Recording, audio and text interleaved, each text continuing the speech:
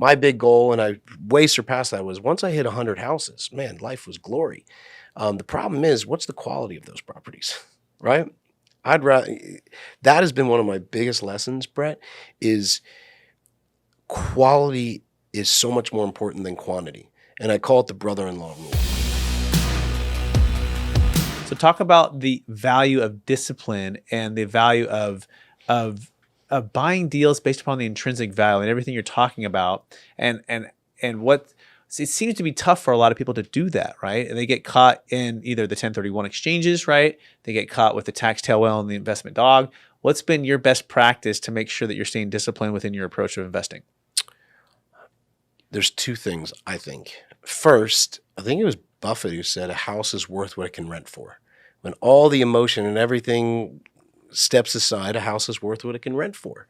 And especially in the residential realm, you can really stick to that. When you look at the fundamentals of what are the rents at, what are we selling the property for, that's when we know if we're in the good or the bad. And we really look at that. If we're not able to yield cash flow, even in new construction, even in these higher growth markets, then something's out of whack and we got to pull back, and that's something we look at.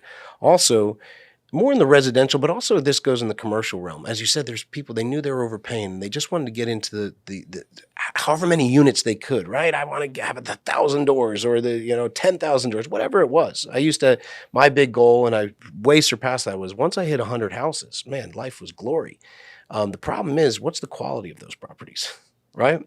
That has been one of my biggest lessons, Brett, is quality is so much more important than quantity. And I call it the brother-in-law rule. I like my brother-in-law a lot. Ex-military, great guy. Doesn't invest in real estate yet, but they always say, what advice would you give your brother-in-law? So for you out there, if you don't like your brother-in-law, pretend you do. I like mine. The advice I would give him, if you're going into real estate investing, own less of better quality with less leverage.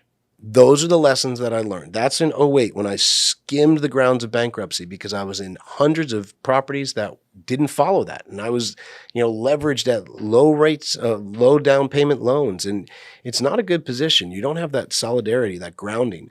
So what I encourage people to help keep that discipline is own less of better quality with less leverage.